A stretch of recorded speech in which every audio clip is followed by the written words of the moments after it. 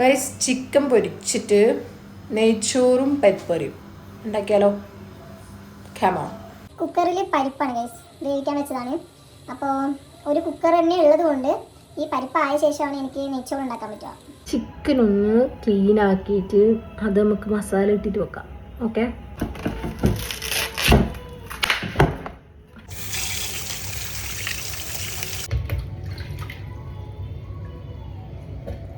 അപ്പോൾ ചിക്കനെല്ലാം കഴുകി ഇനി ഇത് നമുക്ക് മസാല ഇടാം.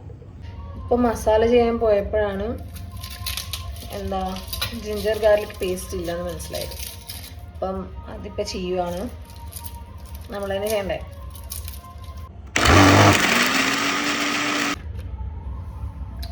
ഇത് ഇങ്ങനെ ചോപ്പിങ് പോലെ പോയി, നല്ലോണം ഒന്നും ചതഞ്ഞില്ല.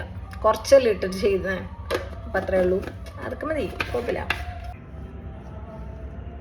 ഇതിന് എനിക്കിങ്ങനെ കണക്കൊന്നും പറയാനറിയില്ല. എത്ര ചിക്കൻ അതിനാവശ്യമായിട്ടുള്ള മസാല എന്ന രീതിയിലാണ് ഞാൻ എപ്പോഴും ഇടുന്നത്. Turmeric powder and salt, pepper powder, ഇനി ഇച്ചിരി വിനാഗിരി, ഇനി കോൺഫ്ലവർ. ഇതും കുറേ ഇടാൻ പാടില്ല. അപ്പം ഇത് മിക്സ് ചെയ്യാം. ഇവിടെ കുറച്ച് റെഡ് കളർ ഇട്ട് കൊടുക്കുന്നുണ്ട്. ഇത് ഞാൻ കൊണ്ടുപോയിട്ട് ഫ്രിഡ്ജിൽ വെക്കാം. അപ്പം നമ്മൾ പരിപ്പ് ഇവിടെ സെറ്റ് ആയിട്ടുണ്ട്. നോക്കാം, പരിപ്പ് നന്നായിട്ട് ബോയിലായിട്ടുണ്ട്. ഇനി നമുക്ക് പരിപ്പറി ഉണ്ടാക്കാം. പരിപ്പ് കറി അങ്ങനെ റെഡിയായി.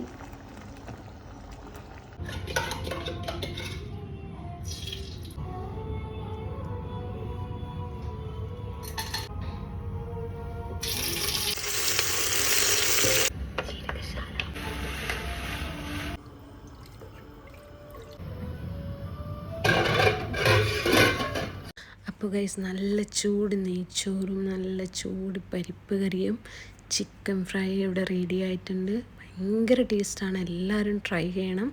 അപ്പോൾ ഓക്കെ, ബൈ.